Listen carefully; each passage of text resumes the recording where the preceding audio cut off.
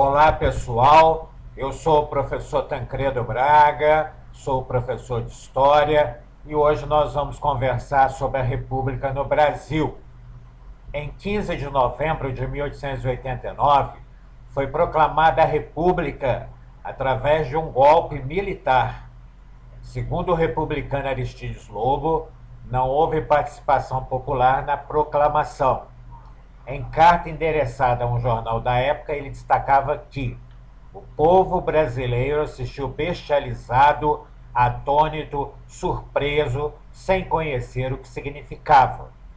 Muitos acreditavam sinceramente estar vendo uma parada militar. A expectativa era ampliar a cidadania, a liberdade e o desenvolvimento. A ideia de república, do latim res publica, coisa pública, estava associada a tais expectativas. Os republicanos históricos dividiam-se em liberais conservadores, que defendiam o federalismo e a economia liberal com pouca participação popular. Os radicais defendiam uma maior participação popular.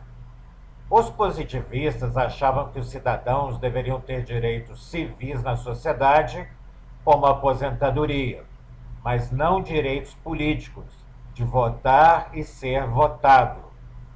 Os socialistas, que tentaram se organizar na primeira década da República, defendiam a intervenção dos cidadãos nos negócios públicos através da formação de partidos políticos. A Constituição Republicana de 1891. Suas características: foi promulgada por uma Assembleia Nacional Constituinte o princípio do federalismo, a autonomia dos estados que elegeriam seus governantes e fariam leis próprias que não contrariassem a Constituição Federal. O voto era universal para os homens alfabetizados e maiores de 21 anos. O voto não era secreto nem obrigatório. Mulheres não votavam. A educação não era direito do cidadão. Foi extinto o poder moderador, os senadores deixaram de ser vitalícios e teriam que ser votados como os deputados federais.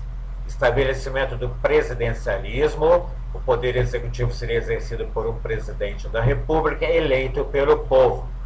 O país passava a ter um sistema político mais descentralizado, porém mantiveram-se restrições à participação política popular. A ordem era oligárquica, a elite econômica eram os coronéis. Nos primeiros tempos da República, houve pouca participação política do povo. As fraudes eram constantes e o resultado das urnas não era respeitado. No Rio de Janeiro, com a população mais alfabetizada, existiam vários grupos de oposição. Os positivistas, monarquistas em atividade.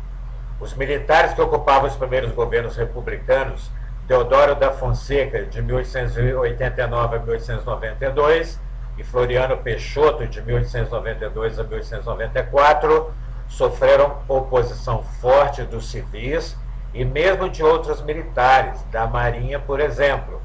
Durante o governo Floriano Peixoto, ocorreu um levante conhecido como Revolta da Armada, liderado pelos oficiais da Marinha que eram monarquistas. Características da República Velha, que vai de 1889 a 1930, também chamado de Primeira República ou República Velha. A política dos governadores, que era de troca de favores, foi a solução encontrada pelo presidente Campos Salles para neutralizar os grupos localizados na capital, Rio de Janeiro, fortalecendo os estados com maior força política e econômica. O presidente firmava os compromissos de acordo com os interesses regionais.